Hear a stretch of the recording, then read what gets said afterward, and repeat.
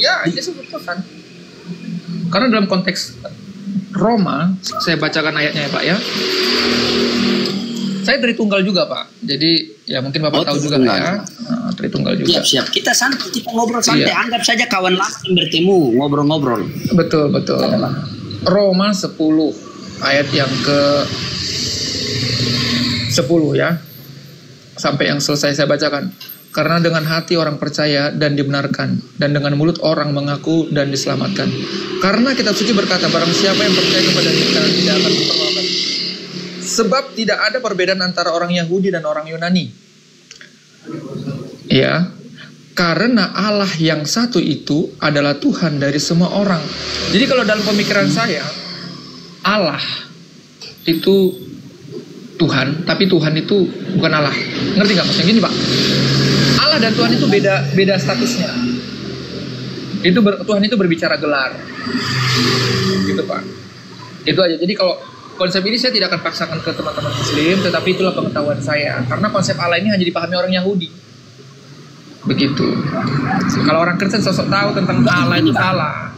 Yang saya bingungkan begini Bang. Saya off cam dulu Pak ya. Saya off cam dulu bentar ya. Bapak cerita aja nggak apa-apa. Lanjut. Yang saya bingungkan begini, Tuhan atau bukan Tuhan Bang? Noise di tempat dia ini. Bagaimana Pak Ustadz? Kalau menurut Abang Yesus itu Tuhan atau bukan Tuhan? Itu yang saya masih ganjal di dalam hati Bang. Karena kalau Abang mau, ya coba Abang lanjut dulu. Karena begini Bang ya, karena setelah saya pelajari Bible, semua tertulis di dalam Bible itu mengatakan Yesus itu manusia, anak manusia, Yesus itu utusan Tuhan. Nah, bagaimana sehingga dia bisa menjadi Tuhan? Karena ketika Yesus menjadi Tuhan, berarti konsekuensi yang harus orang Kristen terima, Tuhan mengutus Tuhan. Karena menurut Matius 11:25, Yesus mengatakan Bapa itu Tuhan, Allah itu Tuhan. Kalau Yesus sudah mengatakan Allah itu Tuhan, dan orang Kristen mengatakan Yesus juga Tuhan, berarti konsekuensi yang harus diterima ada dua Tuhan. Begitu Bang Son. Silakan Bang Son.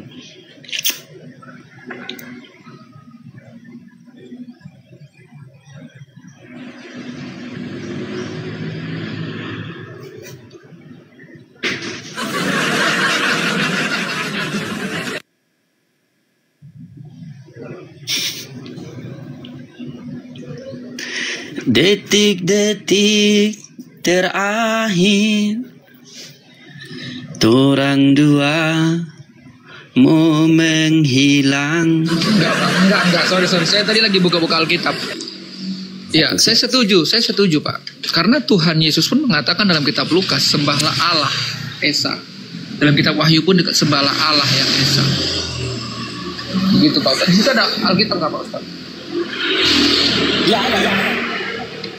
Iya, biar sama-sama nanti. Aku cuma satu di Facebookku, jadi nggak bisa kubukakan gitu loh Pak Ustaz. Iya, silakan. Iya, bentar ya. Apa? Dikatakan pada Wahyu, sebentar Pak Ustaz. Karena Alkitab ini kan harus dibaca lengkap ya. Wahyu 19 Pak Ustaz, ayat yang ke-10. Ya. Maka tersungkurlah aku di depan kakinya untuk menyembah Dia. Tetapi ia berkata kepadaku, janganlah berbuat demikian. Aku adalah hamba, sama dengan engkau dan saudara-saudaramu yang memiliki kesaksian Yesus. Sembahlah Allah, karena kesaksian Yesus adalah roh nubuat. Berulang-ulang kali, bukan cuma Yesus.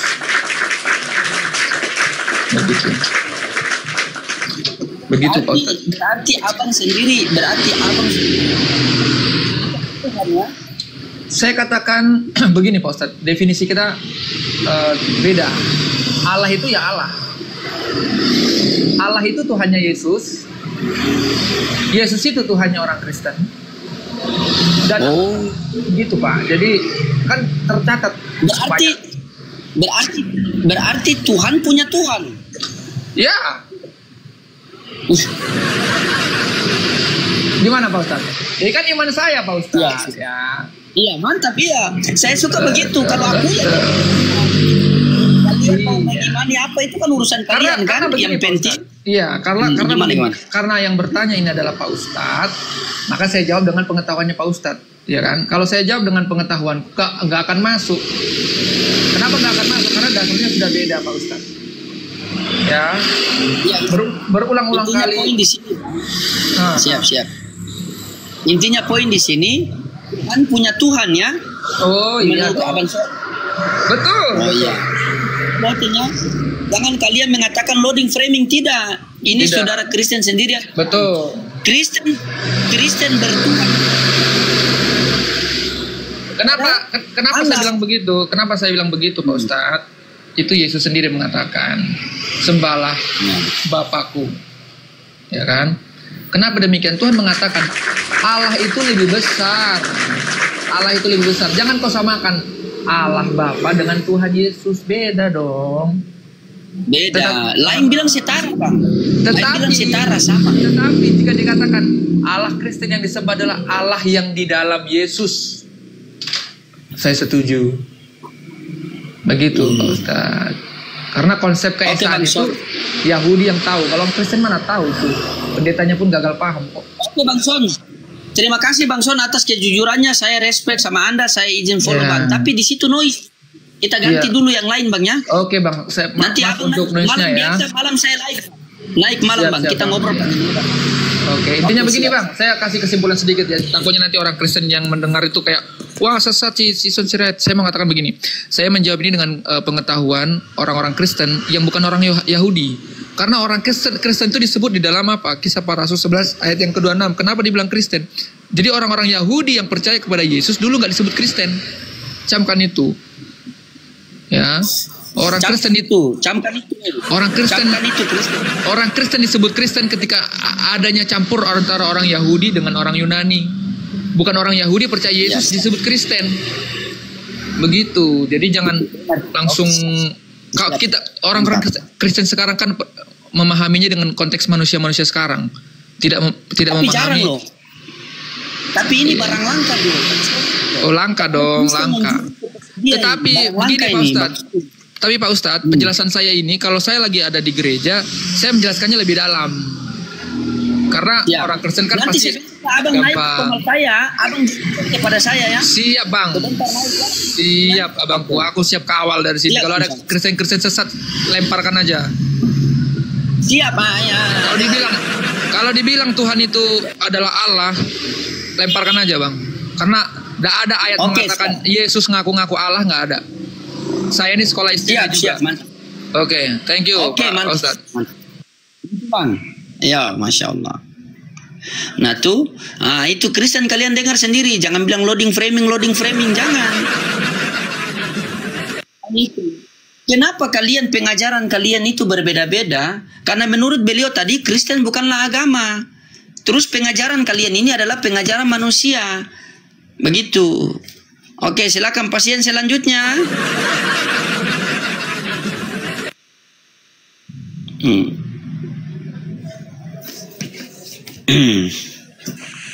Oke.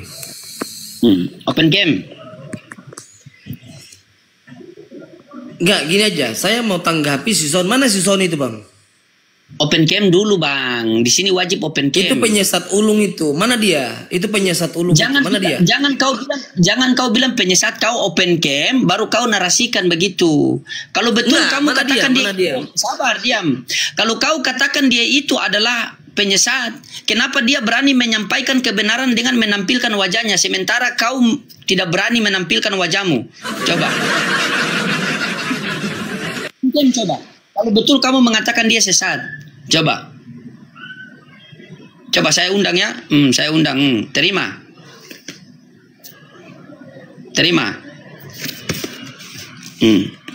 Silakan terima. Terima, bukan diam. Hilang dia. Begitu, ya. Benar dan tidak benar itu tergantung dari diri kita sendiri, teman-teman. Kalau betul-betul kamu mengatakan, bukan saya membela si Son ya, kalau betul kamu mengatakan bahwa si Son itu adalah si penyesat dari kekristenan, tetapi dia menyampaikan itu, dia dengan penuh keberanian, yaitu dia menampilkan wajah. Kalian bisa record. Tetapi kamu mengatakan bahwa dia itu berbohong atau sesat, tetapi kamu tidak menampilkan wajah. Ini jangan-jangan kau mengatakan dirimu sendiri yang pendusta itu. Tidak boleh begitu ya, saudaraku ya. Tadi kalau kau open cam, saya kasih naik sound tadi. Biarkan saya jadi wasit. Memang Komal Islam ini kalau sudah ada 2 Kristen di atas, kita orang Islam yang jadi wasit.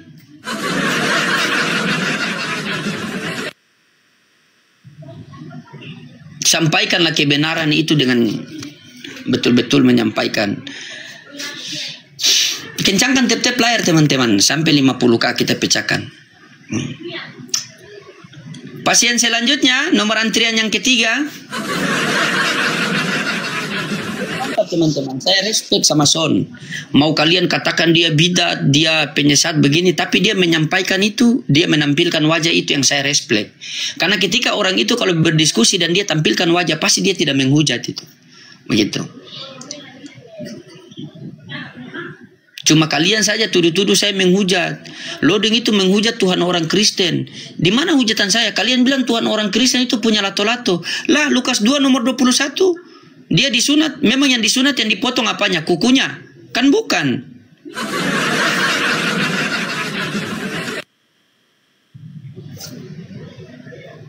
Pasien selanjutnya.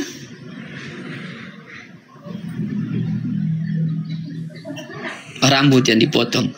Edward. Ya, mantap sekali timnya Loading ini. Itu Ya, itu timnya Loading itu. Mantap sekali itu. Saya apa ini lagi? Karena timnya Loading itu bagus. Si Son itu timnya Loading. Maksudnya tim apa ini? Kau pikir saya ini tim sepak bola? Maksudnya? Iya, saya jelaskan dulu ya. Saya jelaskan dulu ya. Ya, ketika ada Kristen yang tidak pemahaman dengan kamu, kamu bilang itu tim saya. Terus bagaimana dengan Mikana, dengan Nathan, dengan Tasya yang tidak sepemahaman Kristen seperti kalian? Apakah itu juga tim saya? Kau pikir saya ini tim SAR? Naik-naik langsung bilang si Son itu tim saya, tim saya. Ketika kamu menganggap bahwa semua Kristen bertentangan dengan pemikiran kamu, dan kamu mengatakan tim saya, berarti si Ibu Bronis itu tim saya, Mikana tim saya, Nathan tim saya. Berarti banyak sekali tim saya ya. Bukan, cuma Son saja. Cuma Son dan ada mungkin 1-2 orang lagi. Itu saja. Nah, sekarang begini, kamu mengatakan Son itu sesat. Coba saya mau dengar penjelasan dari kamu bagaimana Yesus itu jadi Tuhan. Coba kau tanggapi tema saya nih.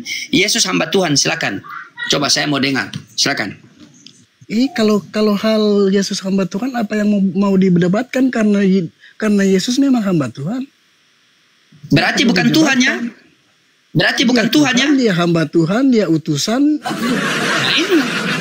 Iya. Dia saya di sini bertanya, bukan jualan. Masa kau borong semua itu? Yesus begini.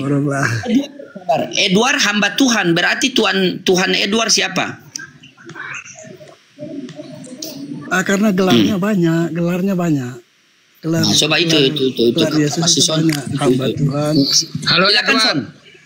Tadi kau bilang Yesus hamba Tuhan. Giliran ditanya, berarti dia bukan Tuhan. Kau sangkali. Kau kayak mana kau? Labil. Kristen labil kau. Tunjukkanlah di mana ayatnya Tuhan ngaku Allah. Ada nggak Edward? Tunjukkan mukamu dulu, tunjukkan mukamu biar nggak menghujat kau. Takutnya kau menghujat. Tunjukkan mukamu. Kalau takut saya, nggak berani saya. Kalau sudah di Begini Edward. Begini Edward. Lebih baik kau jadi orang jujur. Edward. Host bertanya, Yesus hamba Tuhan betul? Iya, dia hamba Tuhan. Dia utusan? Iya, dia utusan. Tapi berarti kan dia bukan Tuhan. Kenapa rupanya kalau kau katakan dia bukan Tuhan? Coba. Kalau memang dia Tuhan, tunjukkanlah datanya. Kau bilang aku Kristen KTP. Kau lihat profilku nih. Aku nih khotbah. Aku pelayanan. Di gereja besar kok. Cuman begini Edward, kalau kita menyampaikan dengan perspektif kita ke saudara-saudara kita, nggak akan dasarnya berbeda gitu ya. Karena Allah sama Tuhan mereka samakan. Sedangkan kita tuh Allah itu dengan Tuhan berbeda. Coba kau buka lu di 1 Korintus 6 ayat yang ke-14. Allah membangkitkan Yesus. Berarti kan Yesus itu kan dibangkitkan. Gimana? Memang Bisa nggak kau bantah itu? Pendapat saya memang Kristen itu berbeda pendapat, tidak berdosa, tidak salah. Yang penting dia mengakui Yesus juru selamat, dia tidak salah kalau berbeda pendapat. Itu yang penting apa? Yang penting apa Edward? Yang penting apa dalam Kristen? Yesus juru selamat. Ya udah, imanmu kepada Yesus lah yang menyelamatkan, bukan imanmu kepada Allah. Karena kau nggak kenal Allah, kau kenal Allah hanya di dalam Yesus. Ya udah, itu aja poinnya. Kau mengenal Allah itu hanya di dalam Yesus, Allah yang benar. Ketika kita berbeda pendapat, kita belum dapat kejelasan, kita tidak salah. Nanti lambat laun akan datang kebenaran. Kebenaran akan datang. Son dapat pelanggaran tamu, kesian. Son ini kasihan. Kalian itu Son itu STT lo. Dia itu biasa khotbah lo, Bang Edward. Ngana ndak boleh begitu, Bang Edward. So semua ngana jaga kasih apa pada dia tuh Son. Ini kan cuma santai-santai. Ini kan diskusi santai. Iya, yang penting kan kita saling menghujat. Kita tidak saling menghujat. Ini dari Kristen mana? Dari Kristen mana? Katolik atau Protestan? Protestan. Ya.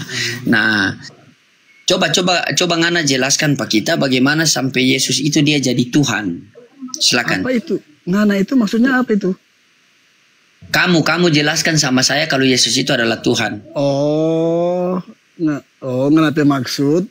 Ngana maksud itu dang.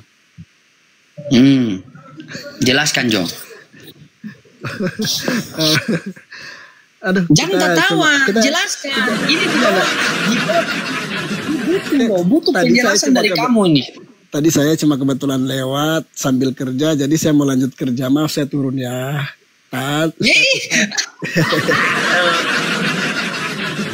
Lagi sibuk nih, lagi sibuk. Maaf, iya, teman-teman semua maaf ya. Iya. Oke, Edward izin follow ya. Hilang kan? Memang begitu teman-temannya. Kalau kita Islam itu kita berselisih faham itu dalam hukum-hukum fikih saja ya. Ada yang sholat pakai kunut, ada yang sholat tidak pakai kunut, itu tidak masalah. Yang masalah itu tidak sholat itu. Nah, itu yang masalah itu ya. Begitu. Mau pakai kunut silakan. Kan Allahumma hdina fi man hadait, amin, wa afina fi man afait, amin. Terserah, yang penting sholat begitu ya. Karena Rasulullah juga ada sholat subuh pakai kunut, ada sholat subuh tidak pakai kunut ya, tergantung kita. Tapi kalau dalam konsep akidah, konsep ketuhanan, kita tetap satu. Allahu Akbar, tetap semua angkat tangan Allahu Akbar. Begitu. Ketika imam ruku, semua ruku. Begitu. Coba kita contohkan teman-teman yang simpel saja ya. Kenapa Islam ini adalah agama yang dipilih oleh Allah? Al-Islamu yalu wala yula alaihi, inna dina indilal Islam. Islam ini agama dipilih oleh Allah. Jadi di dalam agama itu tidak mengenal ras, suku, pangkat, jabatan, harta, tidak mengenal. Walaupun kamu presiden, tetapi kamu datang sholat terlambat, tetap saf belakang. Walaupun kamu itu seorang pengemis, seorang yang miskin, tetapi ketika kamu sholat saf, kamu datang sholat tepat waktu, maka kamu saf terdepan. Jadi Allah tidak memandang harta, pangkat, jabatan, tetapi Allah memandang pada hatimu dan amalmu teman-teman. Itulah Islam. Kenapa agama ini, kenapa saya katakan agama di Kristen itu yang mereka melakukan bukan ajaran dari Tuhan tetapi ajaran dari manusia, karena mereka berbeda-beda. Mereka sebut berbeda. Itu kunci motor di atas tuh, di atas kas. Oh, so isi minyak. Nah itu teman-teman. Jadi ajaran, coba kita lihat contoh ajaran dari manusia dan ajaran dari Tuhan ya. Ajaran dari manusia dan ajaran dari Allah. Ketika ajaran dari Allah yaitu agama Islam, saya di Maluku Utara Ternate, ketika saya ke Jerman, saya bisa sholat di Jerman sana. Bahkan boleh saya jadi imam di Jerman sana kalau tidak ada imam. Ada satu musola di Jerman, kalau tidak ada imam boleh saya di sana. Karena tetap kita pakai bahasa-bahasa Al-Quran. Allahu Akbar, Bismillahirrahmanirrahim. Sama. Al-Fatihah kita di Ternate di sini sama juga dengan Al-Fatihah di Jerman. Coba Kristen yang di Ternate sini pergi ke Jerman sana, nggak bisa masuk sembarangan gereja di sana. Sampai di Jerman sana di khotbah pakai bahasa Jerman kan, overdomset, kemai pemaingan begini, bingung kita kan? Kalau kita itu ajaran dari manusia. Kalau ajaran dari Tuhan sendiri, kau mau di Israel, kau mau di Yunani, di Pakistan, Bangladesh, di India, di Jerman, pokoknya di mana saja.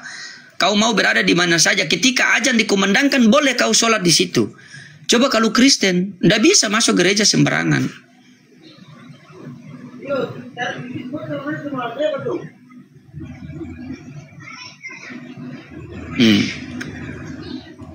Kristen sejati bohong. Kau itu yang berbohong itu, saking bohongnya kau, akhirnya Tuhan kau pun bohong itu. Masa Tuhan dibangkitkan? Bohong. Karena terlalu berbohong kalian, akhirnya Tuhan kalian pun Tuhan bohong-bohongan. Beda penjelasannya. Ada empat ekor Kristen. Kalau kita tanya satu persatu, pasti jawabannya berbeda-beda dari 4 ekor itu. Jawabannya sama. Islam itu ketika kalian bertanya dia tidak tahu, oh saya tidak tahu, saya tanyakan dulu Ustadz saya begitu. Coba kalian perhatikan teman-temannya. Islam itu ketika berdiskusi, apabila di atas komal itu ada Islam 4 orang misalnya, ada Islam 4 orang, ada Kristen 3 ekor ya. Karena Kristen ini bilang ekor ya, karena mereka anak domba, domba itu kan hewan, jadi ekor. Nah, kalau ada Islam 3 orang di atas komal begitu, terus Kristen bertanya, bagaimana saya mau bertanya Maryam 71, kalian mendatangi neroko. Nah kita melihat di situ dulu. Oh, ini ada, dia ini lebih paham agama daripada saya. Silakan Ustadz, tafadol, antum yang menjelaskan silakan. Nah, itu Islam. Dia prioritaskan adab duluan. Begitu. Lebih mendahulukan orang yang mengetahui. Coba kalau Kristen itu, kalau ada 3 ekor di atas, kita bertanya. Boleh saya bertanya? Boleh. Saya bertanya Yohanes 17:3, itu maksudnya apa? Oh, itu satu-satu. Biar saya menjawab, biar saya, walaupun di situ ada pendeta. Ini jemaat sekolah mingguan bilang, sudah Pak Pendeta, biar saya menjawab Pak Pendeta, biar. La ilaha illallah. Baru jawabannya apa coba? Kita tanya A, jawabannya B. Begitu tidak nyambung, pendetanya yang jawab, pendetanya pun C. Jadi ketika kita bertanya kepada kekristenan ini, teman-teman, saudara seiman di bawah, ketika saya berdiskusi sama Kristen dan saya bertanya kepada mereka, jangan kalian mengharap jawaban yang pas. Ambil saja lucunya itu. Ambil saja lucunya itu. Kalau hari ini, kalau Kristen, kalau kita tanya dan mereka jawab sesuai Alkitabiah, oh besok kiamat itu. Pasti. Ya teman-temannya, kalau ada Kristen yang saya bertanya, terus mereka menjawab sesuai Alkitabiah,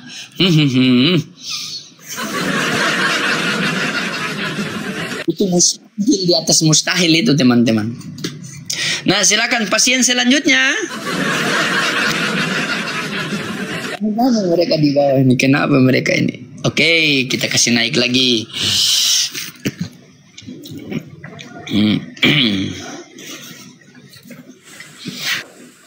Ya, Wasandro, Islam Kristen. Assalamualaikum warahmatullahi wabarakatuh. Ya, waalaikumsalam. Ya, ada yang mau disampaikan Pak? Silakan. Izin Ustaz, kalau ada hotel naik, dulu on cam dulu kayak si Sirat tadi itu loh. Jangan sampai framing aja. Siap, mantap. Itu sih aja, suruh on cam dulu Pak Ustaz. Kalau enggak ludahi aja, buang aja ke neraka. Kalau enggak on cam. Oke, siap. Nah itu Kristen sejati naik Kristen sejati naik. Iya, saya sudah jambak dia sampai rambutnya itu botak seperti Paulus, tidak mau naik dia. Nggak usah macam-macam di bawah. Kristen sejati naik. Kristen sejati naik Pak, naik. Naik kau, mati kau diamuk oleh Bapak. Di bawah kau. Oke, siap. Kristen sejati naik. Nggak usah tapi macam-macam di bawah, naik. On cam langsung.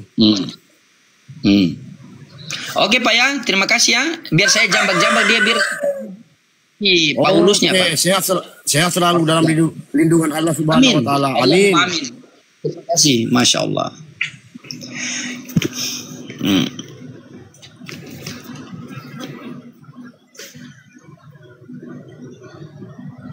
Ya, pasien selanjutnya.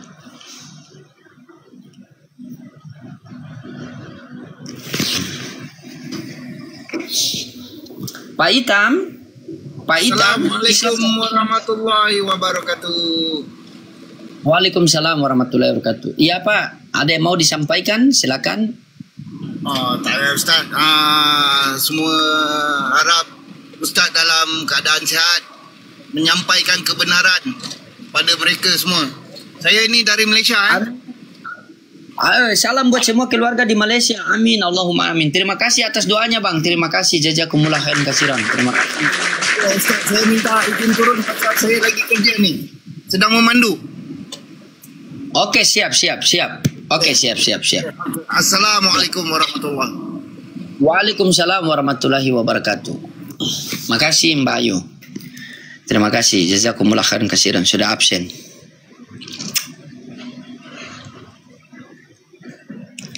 Kita kasih naik dulu Kristen. Oke, pasien selanjutnya nomor antrian yang keempat. Ya, Ucen, Islam Kristen. Assalamualaikum warahmatullahi wabarakatuh. Waalaikumsalam warahmatullahi wabarakatuh. Ya, ada yang mau disampaikan Ucen? Silakan. Semangat terus Bang untuk menyampaikan kebenaran. Siap, terima kasih Abang. Terima kasih atas supportnya. Kalimantan Tengah Bang. Oke Bang, siap. Salam buat semua keluarga di Kalimantan Tengah ya Bang ya. Semoga selalu dilindungi oleh Allah Subhanahu wa taala, dipermudah semua di urusan di dunia maupun di akhirat Bang. Siap. Luar biasa ya, itulah Islam teman-temannya. Islam itu kalau jauh saling mendoakan, dekat kita saling mengingatkan. Itulah Islam, akhlak Islam itu.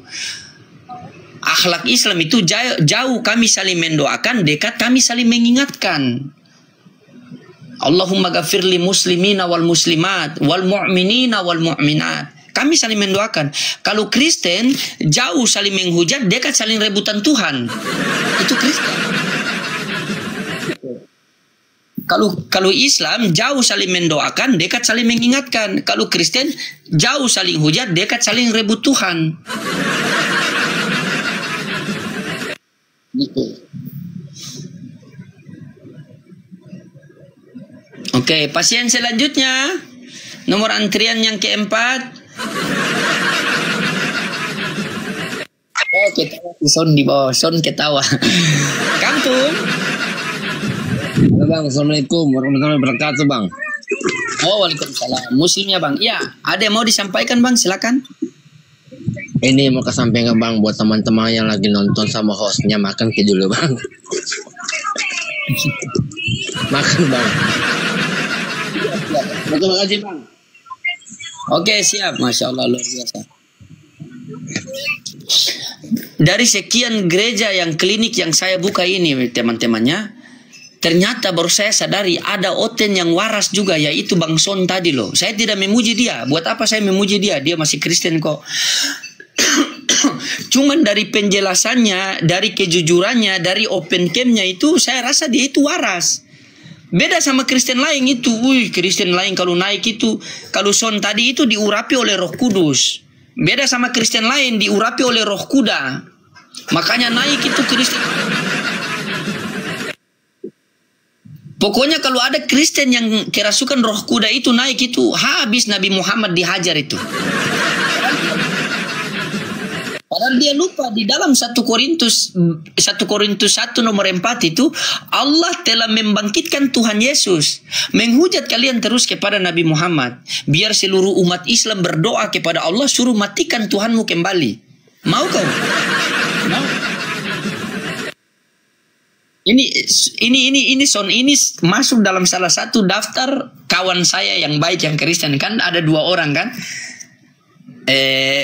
pendeta khotbah populer sama si Son ini boleh lah ya. Nanti saya sama si Son bicara mau diskusi seperti Pak Pendeta itu, saya mau adu doa sama mereka. Tolong kalian menyatukan kalian untuk doakan sama saya biar saya percaya Yesus Tuhan. Nanti saya doakan kalian berdua biar Allah memberikan hidayah kepada kalian. Begitu. Ya.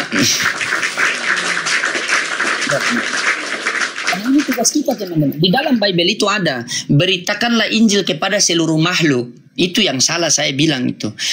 Seharusnya yang tertulis di situ, beritakanlah Injil kepada seluruh manusia, bukan makhluk. Kalau tertulis di situ beritakanlah Injil kepada seluruh makhluk, bagaimana cara kita memberitakan Injil kepada sapi? Masa kita pergi di kandang sapi, kita buka begini, wahai makhluk, marilah kita mendengar firman Tuhan.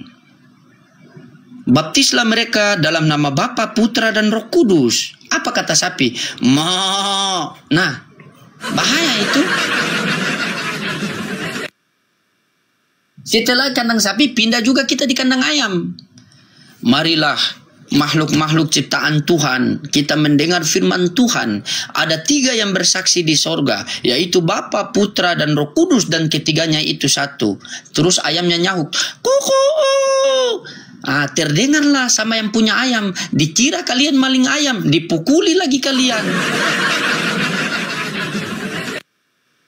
Itu yang kita takutnya. Saudara-saudaraku, kalau di Islam beda. Kalau di Islam itu dikatakan kuntum khaira ummatin ukhrijat linnas.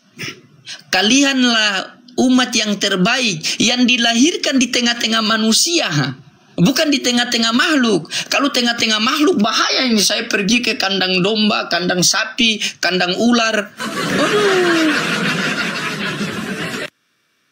Makanya ini ajaran dari Tuhan. Makanya Tuhan itu mengatakan jelas. Allah mengatakan jelas, kalianlah umat yang terbaik yang dilahirkan di tengah-tengah manusia, dikeluarkan, dikhurujkan di tengah-tengah manusia. Untuk apa? Mengajak kepada kebaikan dan mencegah daripada kemungkaran. Begitu. Apa yang kita sampaikan kepada manusia? Apa yang kita sampaikan? Ya ayuhan nas, qulu la ilaha illallah tuflihu. Wahai manusia, ucapkanlah kalimat la ilaha illallah, maka kalian akan sukses. Sebagaimana ketika Yesus datang kepada orang-orang Yahudi dan Yesus mengatakan, wahai orang-orang Yahudi, Tuhan Allah kita, Tuhan itu Esa. Sama-sama Esa.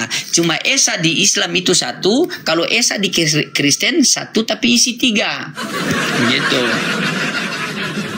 Bukan Esa di sini teman-teman.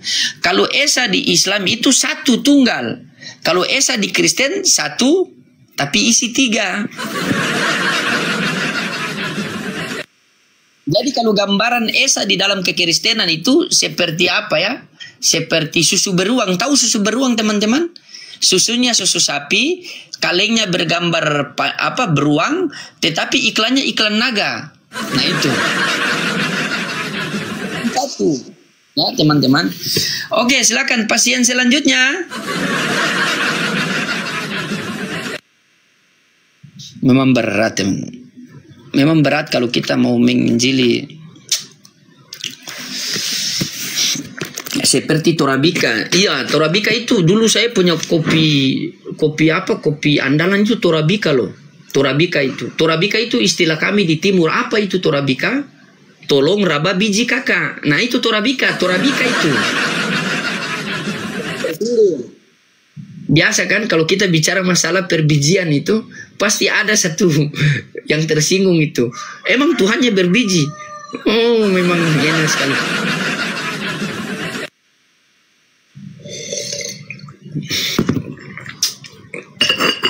Ya. Bukan saya yang bilang, saya mengutip itu Torabika. Torabika itu istilah kami di timur. Tolong raba biji kakak. Kalau ada satu agama yang tersinggung berarti fix Tuhannya berbiji. Itu konsekuensi yang harus diterima itu. Saya ini mau gas-gas, saya malu ada Bang Son di bawah loh. Masalah dia sopan. Mungkin saya blokir Bang Son dulu ya. Tidak teman-teman, masalah begini. Kami Islam ini untuk Kristen ya. Kami Islam ini 3 bungkus habis loh. Padahal ini gara-gara kalian Kristen nih. Habis 3 bungkus rokok saya nih. Lupa pula apa yang saya mau bilang negara kalian.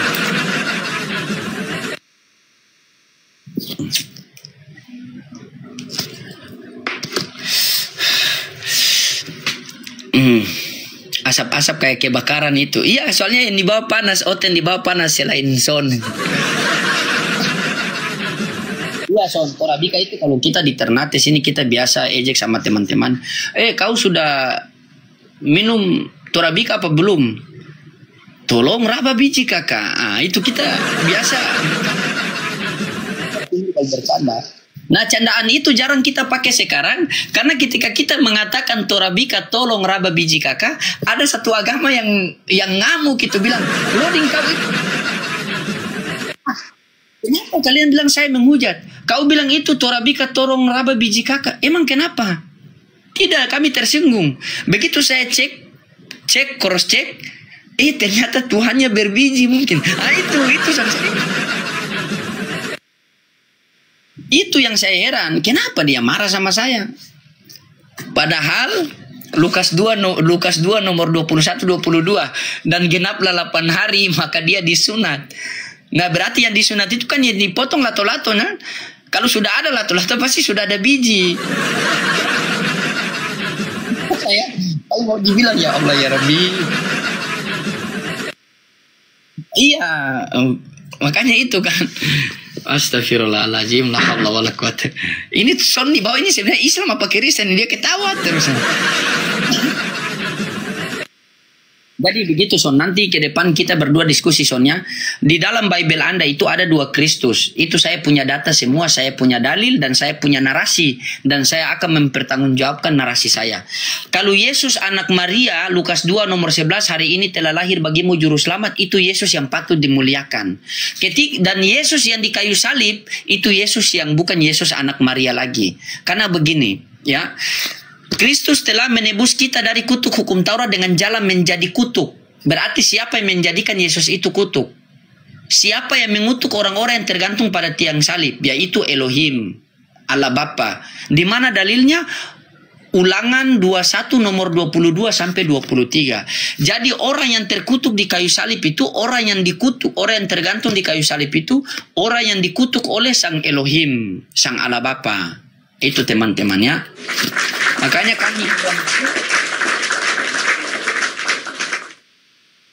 kami Islam itu sangat memuliakan Yesus itu. Karena Yesus itu anak soleh, anak saleh dia itu. Kenapa? Di mana dalilnya kau bilang Yesus itu anak saleh? Dalilnya ada di Ibrani 5 nomor 7. Dia itu anak saleh. Begitu teman-teman ya. Naikkan Son, jangan dulu naik. Dia masih noise, baru saya ini masih pengen marah-marah Oten. Kalau ada Son saya tidak berani marah Oten loh. Iya loh, serius. Kalau ada Kristen yang sopan, itu saya lebih tunjukkan saya lebih sopan daripada dia.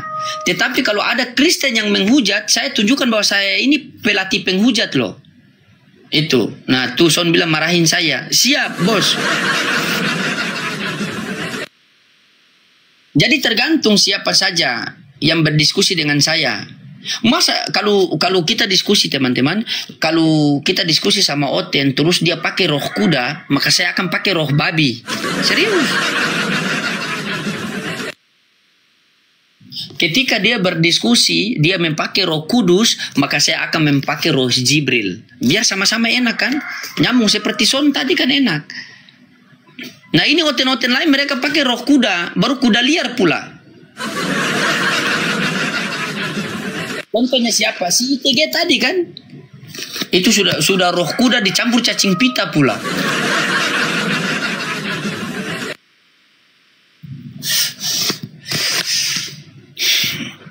Ya, pasien selanjutnya.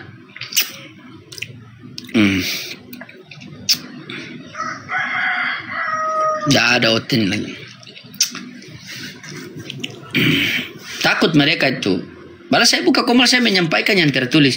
Silakan kalian menjelaskan yang tertulis. Kalian sampaikan yang tertulis. Itu kami terima karena tertulis. Makasih Bang Salsabila. Masya Allah. Congormu. Contohnya si Son tadi. Dia menyampaikan sesuai yang tertulis. Apa yang mau kita bantah? Coba. Apa yang mau kita bantah?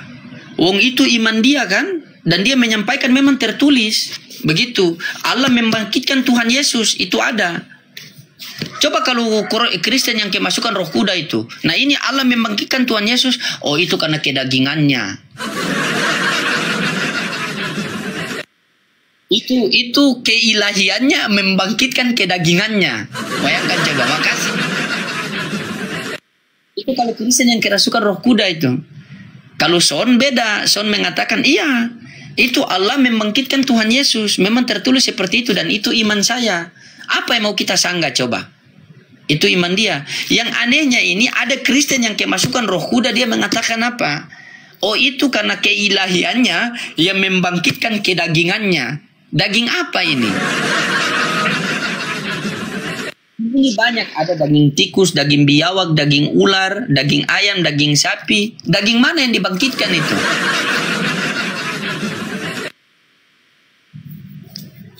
Jadi bernarasi tetapi mempertanggungjawabkan narasi kalian. Biar enak kita diskusi. Karena yang menonton kita di bawah ini bukan orang-orang sembarangan, orang-orang pintar loh. Makanya berhati-hati kita dalam bernarasi. Begitu. Kalian tidak malu ketika kalian bernarasi. Contoh si Son tadi dia bernarasi. Wah si Son ini saya puji terus dalam hati Son ini. Wah ini pastor puji saya terus. Karena seumur hidup saya loh. Baru ada Kristen yang seperti si Son ini loh. Ini unik barang ini nih. Siannya dikarantinakan dia ini. Dijaga ini. Jangan sampai punah ini. Apa kata si Son? Jangan kau puji terus nanti saya login. Jangan login. Tidak usah login. Tidak usah masuk ke Islam. Tetapi kembalilah ke fitrah. Ya, kembalilah ke fitrah. Karena fitrah manusia itu ketika datang ke dunia itu dalam keadaan suci. Kalau di kekristenan manusia bayi datang ke dunia ini dalam membawa dosa waris. Tidak ada dosa waris dalam kekristenan. Tidak ada dosa waris itu kalau dalam pandangan Islam. Tidak ada dosa waris. Yang ada warisan itu harta. Yang anehnya juga dosa diwariskan itu. Kurang. Inilah. Loading, kau mau warisan enggak? Oh saya mau, warisan semua mau. Tapi warisan dosa, oh enggak mau. Wih bahaya ini. Makasih Bang Salsabila, Masya Allah luar biasa. Jazakumullah khairan katsiran. Ini salah satu guru saya juga Bang Salsabila nih. Masya Allah luar biasa ya. Ini mereka tahu ini karena ini gereja kurang dana kan. Jangan kirim terus Bang. Kalau tidak saya ngomong sampai besok pagi ini. Tapi betul loh teman-temannya. Betul teman-teman. Kalian kirim gift-gift sama saya itu teman-teman serius. Saya tidak pernah ambil. Tetapi saya tarik. Soalnya yang di aplikasi itu tidak ada kata ambil. Yang ada kata tarik. Makanya saya tarik. Pastor Irke naik. Bang Islam apa Kristen Bang? Kristen. Mudah-mudahan ini tidak bisa open camp pula. Iya Bang, silakan tanggapi tema saya Bang. Yesus hamba Tuhan. Ini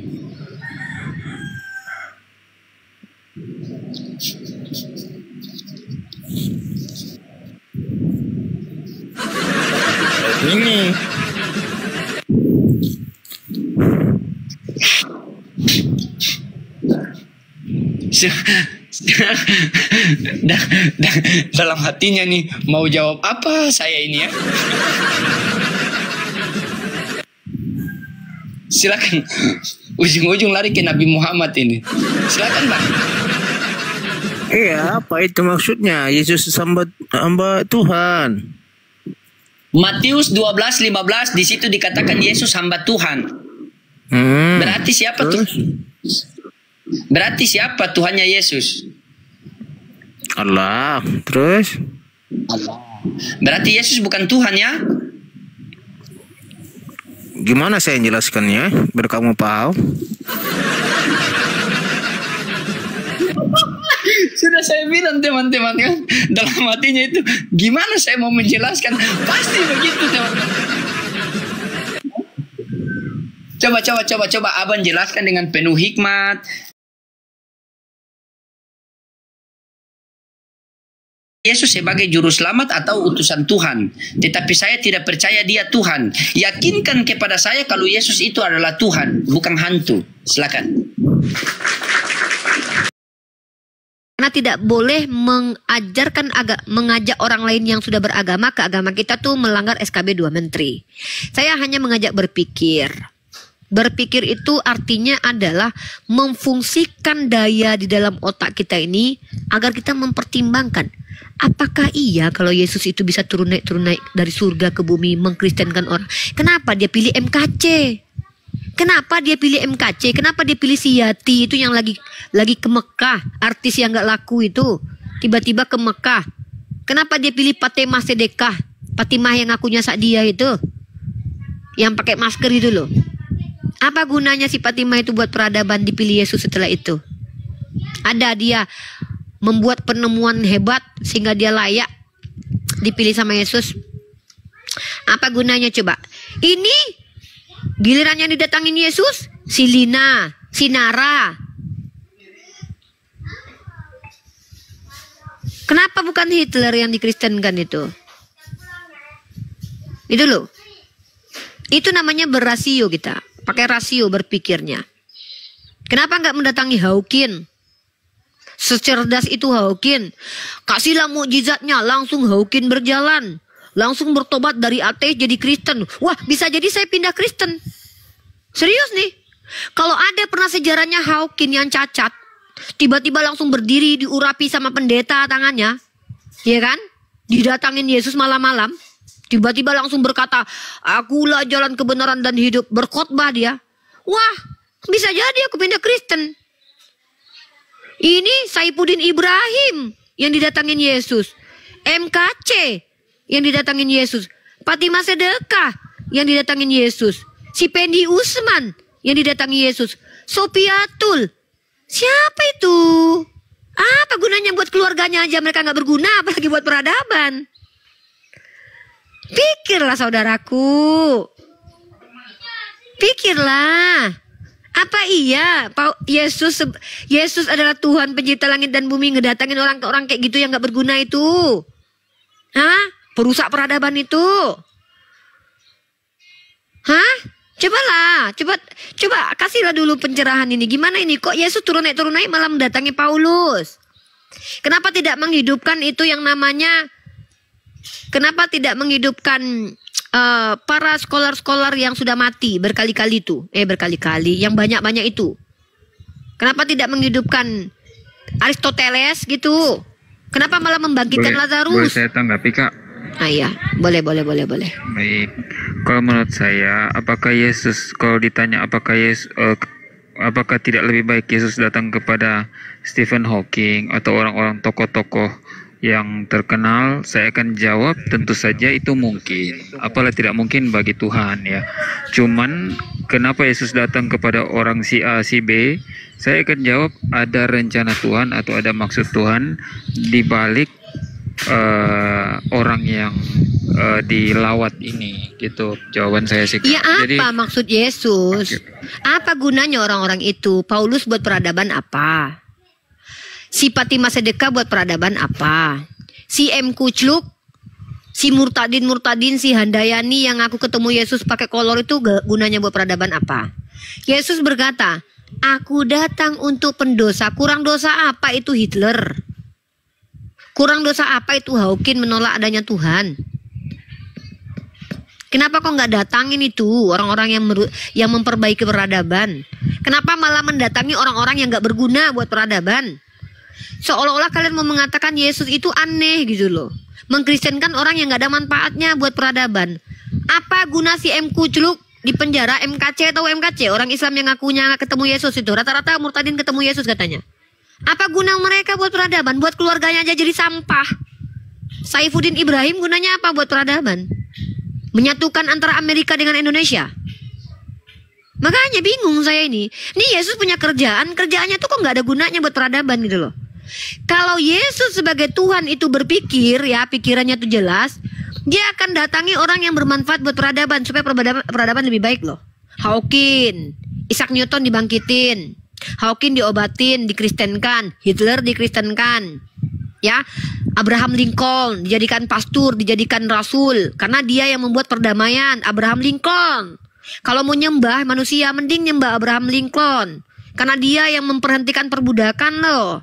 Nelson Mandela, setidak-tidaknya Nelson Mandela itu mengajarkan kasihi musuhmu. Ketika dia di penjara 27 tahun, sipir mengencingi dia, menyiksa dia. Setelah dia sukses, apa dia datangi sipir, ditampar enggak? Ngapain menuhankan, ya mohon maaf ya, merasulkan orang-orang yang enggak ada guna buat peradaban. Nelson Mandela tuh mending disalibkan tuh, bermanfaat lagi tuh. Tahu Nelson Mandela, gara-gara dia tuh supremasi kulit putih itu terhilangkan itu. Orang kulit hitam langsung, wah, kalau nggak orang kulit hitam tuh dihina, dinista tuh.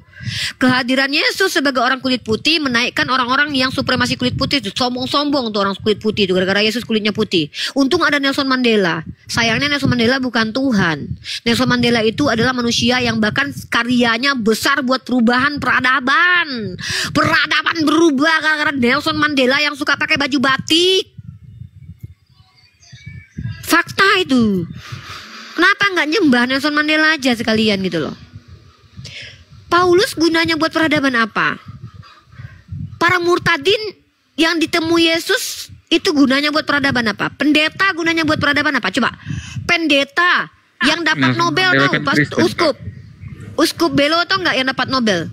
Itu baru dapat Nobel tahu-tahu sudah dapat ini melecehkan anak kecil. Jadi apa gitu loh? Apa pastor? Kalau ustadz, kalau ulama Islam, nih Al-Khawarizmi, jangan bilang Isaac Newton itu Kristen Tritunggal ya, dia Unitarian loh ya. Dia bukan orang yang religius, maksudnya dalam artian menyembah kepada Tuhan tiga tapi satu itu loh. Ya. Salah kalian nanti, dia itu Unitarian sama kayak kami, pemahamannya Islam, ya. Nah, tapi kalau kamu lihat Ibnu Sina, Al-Khawarizmi, mereka adalah orang-orang yang disebut sebagai ulama loh, bukan orang kaleng-kaleng dalam Islam loh. Mereka belajar fikih, belajar tauhid loh. Berpengaruh nggak buat peradaban? Pengaruh mereka.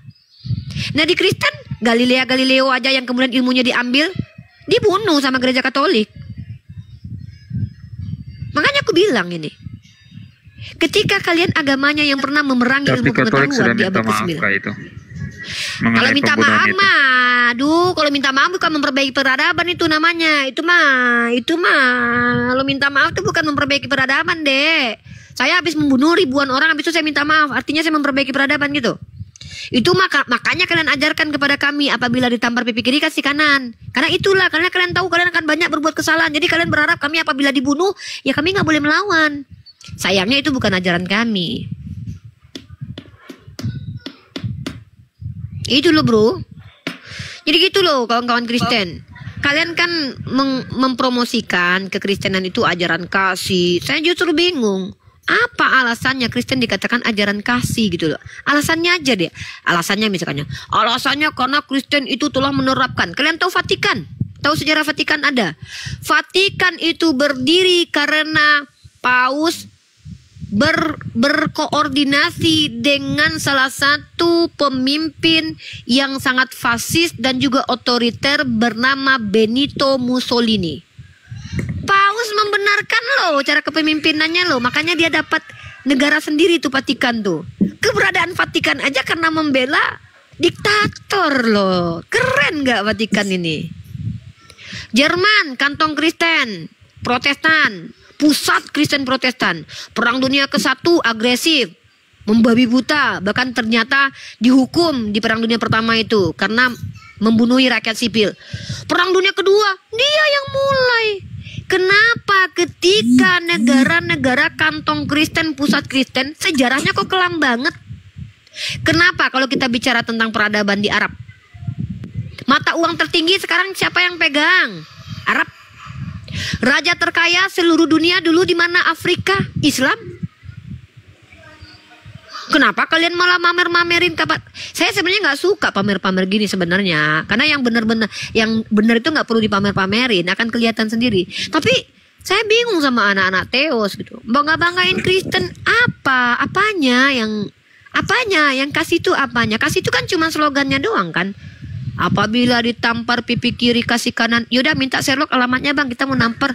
Nggak dikasih karena begitu alamatnya. besar kasih Allah akan dunia ini sehingga ia mengaruniakan anaknya yang tunggal supaya setiap orang yang percaya mengaruniakan atau menumbalkan bang? Bukan mengaruniakan bang, menumbalkan. Karena faktanya kan ditumbalkan. Kalau dikaruniakan itu ketika dia hadirkan anaknya ke dunia seperti Nabi Muhammad tuh, bermanfaat buat peradaban minimal bagi kampung halamannya. Sekarang saya tanya jujur, apa manfaat Yesus bagi Yerusalem sepanjang kehidupan dia? Ayo jawab. Kalau memang Yesus adalah karunia untuk seluruh dunia, apa manfaat Yesus bagi kampung halamannya saja? Nggak usah bagi kampung saya, nggak usah bagi Jakarta, nggak usah lah bagi dunia. Saya jawab bagi mujizat, Yerusalem. Apa mujizatnya yang bermanfaat yang bisa dirasakan sampai detik ini untuk peradaban di Yerusalem apa? Justru Yerusalem menjadi negara tempat paling hancur hingga detik ini karena gara-gara Tuhan pernah lahir di situ direbutin sama orang. Untung Yesus nggak lahir di Bukit Tinggi. Sempat Yesus lahir di Bukit Tinggi, kacau itu kampung saya. Kenapa Yesus tuh? Ya. Harusnya Yesus tuh lahir tuh di tempat kantong-kantong Kristen tuh, Jerman tuh, biar hancur sekalian tuh. Kalau kalau Jerman hancur nggak perang dunia kita. Nah kenapa Yesus pun lahirnya di Yerusalem gitu loh. Gara-gara Yesus lahir di Yerusalem itu tempat jadi rebutan tuh. Karena ada Tuhan di situ lahir tuh. Rebut makam kudus kita, kata Urbanus tuh, mati orang-orang di situ. Yesus waktu dia lahir di situ dia kepikiran nggak? Nggak. Saya nanya nih sama orang Kristen nih. Yesus waktu dia jadi Tuhan di dunia, dia kepikiran gak sih kalau nanti setelah dia pergi ke surga, menurut orang Kristen, kampung halamannya bakalan diserang Raja Titus, diserang si tentara salib, mati-matian orang di situ, diserang sama Israel, bom di situ menjatuh. Ada nggak Yesus berpikir di situ? Kampung halamannya aja dia nggak bisa kejaga loh. Nabi Muhammad sehingga detik ini walaupun pernah kejadian dulu terjadi perampokan Batu Hajar Aswad, termasuk yang paling damai di sana, paling kaya, paling damai. Semua orang Islam datang ke situ nggak berhenti setiap hari loh. Nabi Muhammad cuma nabi doang. Kampung halamannya, kampung orang lain nama dia berubah peradabannya. Kampung Kristen langsung berubah jadi peradabannya yang tadinya downgrade jadi pinter. Ajaran siapa? Muhammad Shallallahu Alaihi Wasallam. Nabi doang loh, bukan Tuhan loh. Lah ini Tuhan lahir ke Yerusalem 33 tahun. Pertanyaan saya, implikasi kebaikannya buat RT setempat apa?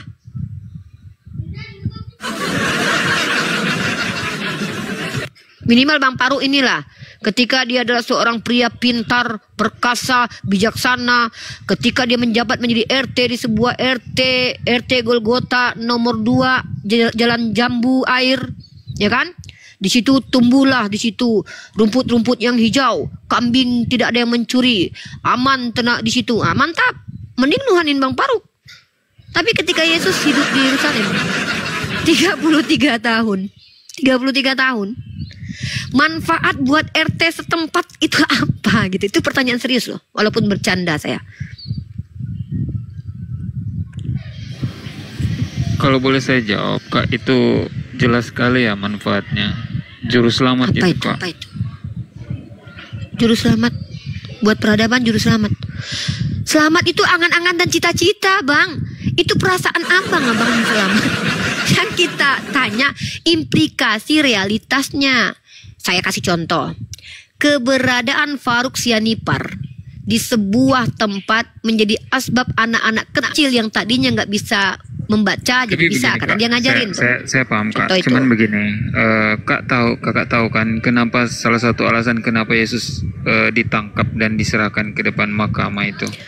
Ya karena Tahu, dia karena salah dia satunya- diinginkan kematiannya sama orang-orang Yahudi yang bapaknya adalah iblis, apalagi yang menikmati kematiannya dan merayakannya tiap tahun, lebih iblis daripada iblis. Saya jawab salah satu Yohanes alasannya 8:37. karena dia menyembuhkan orang di hari Minggu, hari Sabat, terus? sorry hari Sabat, di depan Sanhedrin kan, makanya Ya, terus? dia diserahkan untuk diadili. Ya terus apa implikasi buat peradabannya apa? Maksud saya Bang, adalah sebelum Yesus banyak bisa buat menyembuhkan mujizat. orang, Bang, sebelum Yesus, sesudah Yesus, itu bukan hal yang bisa merubah peradaban, Bang. Contoh, seandainya ketika Yesus menyembuhkan orang buta, lalu orang buta itu umurnya panjang dan dia menjadi pusat penyembuhan sakit mata, saya mungkin bisa menuhankan Yesus loh. Tapi manfaatnya apa? Itu mukjizat itu dialami semua nabi. Elia, Musa bisa membelah lautan. Itu nabi-nabi memang begitu. Karena nabi-nabi ini ketika dia mengklaim sebagai apa yang diutus Tuhan, dia tidak cukup dengan akhlaknya saja. Dia harus cukup dengan sesuatu yang disebut dengan jaza, mukjizat, yaitu melemahkan orang lain yang tidak percaya kepada dia. Karena ketika seseorang mengaku sebagai nabi, kayak saya nih, tiba-tiba nabi datang nih, saya nggak mungkin meneliti dia langsung membuktikan dia nabi atau tidak. Maka untuk membuktikan cepat-cepat bahwa dia nabi adalah kekuatan yang dia miliki, yang itu bukan ilusi optik, bukan tipuan, tapi adalah sebuah mukjizat. Elia bisa menyembuhkan orang, menghidupkan orang mati. Jenazah Elisa ketika tersenggol mayat bisa hidup. Bahkan Biliam bisa membuat keledai bicara. Jadi apa yang mau dibanggakan dari situ? Saya aja yang nabi saya, kalau ada abang baca buku 101 mukjizat Nabi Muhammad, tapi kalian percaya? Enggak percaya kalian. Nabi Muhammad menyembuhkan mata orang sakit, memasukkan kembali mata sakit sahabat yang sakit disembuhkan. Itu banyak. Ngapain saya bangga-banggaan itu? Karena kalau masalah itu mukjizat, hal yang saya tidak bisa buktikan saat sekarang ini. Tapi satu-satunya yang bisa dibuktikan yang masih terkorelasi dengan nabi dari agama tertentu itu cuman Al-Quran. Hanya Al-Quran yang bisa dibuktikan secara saintifik, yang terbukti, yang masih terkorelasi dengan nabi tersebut. Yesus nggak ada. Apa? Emang Anda bisa membuktikan Lazarus pernah hidup? Nggak bisa. Ada nggak bekas-bekas kehidupan Lazarus? Nggak ada, bro. Apa? Coba atau gini lah, apa kebaikan bagi Maria menjadi mamanya Tuhan? Secara realitas. Saya kalau punya anak tentara, minimal saya punya privilege loh. Kalau ditanya ke teman-teman saudara kami dari Katolik ini pasti besar lah manfaatnya. Gitu. Ya apa? Apa manfaat bagi Maria menjadi ibunya Tuhan? Dapat Mungkin privilege bisa saya apa katakan, dia? Bunda Maria itu sebagai cawan perjanjian baru ya. Cawan-cawan perjanjian baru ini apa maksudnya, Bang? Tempat penampungan Tuhan? Gak gitu juga, Bang. Saya tanya manfaat buat dia sendiri, Bang, tahu nggak? Ini saya ceritakan ya. Justru miris, Bang, jadi Bunda Maria. Coba Anda dengarkan ini. Saya sebagai seorang perempuan nih. Ketika Bunda Maria, dia sudah punya suami, dia harus hamil anak bukan anak suaminya. Sakit nggak jadi dia itu? Sakit, Bang, dikejar-kejar orang, dikira anak hasil perjinahan. Rugi bangetnya dia. Anak Roh Kudus. Iya, kan orang nggak tahu pada waktu itu. Emang semua orang tahu waktu itu anak Roh Kudus. Makanya dia kabur-kaburan kan. Nah, itu kedua. Yang pertama, menderita ketika dia jadi. Duh, Bang, kalau ngomong tuh pakai ayat. Saya bahkan udah di otak saya isi kitab Anda. Nah, ketika Maria yang punya suami, pecah perawan pertamanya bukan sama suaminya loh, tapi sama kepala bayi yang adalah Tuhan. Pertama. Yang kedua, ketika dia jadi ibu Tuhan, dia kaya enggak? Enggak. Bahkan ketika anaknya hilang umur 12 tahun, dia cari 3 hari 3 malam loh. Waktu dia ketemu sama ini anak, malah anaknya enggak, malah minta maaf. Enggak. Kenapa kau cari aku? Bukankah aku harus ada di rumah bapakku? Malah dimarahin dia sama Tuhan ini. Nah, ketika Yesus bisa merubah air jadi anggur, menurunkan roti, kehidupan Maria tercatat enggak kalau dia makmur sebagai mama Tuhan? Terus ketika Yesus naik ke surga, Maria dibawa enggak? Ada nggak cerita tentang Maria setelah Yesus naik ke surga? Maria ini seolah-olah sebagai tokoh sebentar. Maria dalam iman Kristen tokoh luar biasa sebagai manusia yang mengandung Tuhan yang diabaikan kehidupannya. Ada kalian tahu kisah Maria selanjutnya setelah Yesus naik ke surga? Hah? Boleh saya ini coba. Tanggapi sebentar. Kalau kita membahas soal Bunda Maria ya, kita harus paham situasi di saat penulisan ini bahwa budaya paternalis atau budaya penulisan penokohan sejarah itu itu ditulis laki-laki, Kak. Saya rasa kakak tahulah bahwa budaya paternalis itu makanya berlaku. saya bilang tidak ada privilege yang diterima oleh Maria sebagai mamahnya Tuhan. Sedangkan saya aja kalau punya anak presiden tentulah punya privilege. Ini mamah Tuhan loh. Kalau kalian mau mempromosikan Yesus depan kami, minimal dia membahagiakan keluarganya dulu. Keluarganya ada nggak yang Kristen? Keluarga Yesus ada nggak yang Kristen?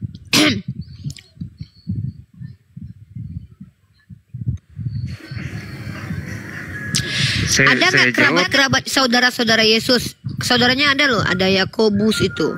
Ada siapa itu yang saudaranya itu? Papahnya Kristen nggak? Mamahnya Kristen nggak? Saudara-saudaranya Kristen nggak? Tetangga-tetangga dekat Kristen nggak? Makanya saya bingung nih. Kalau memang Yesus sebermanfaat itu hadir ke dunia, pertanyaan saya itu cuma satu. Apa manfaatnya buat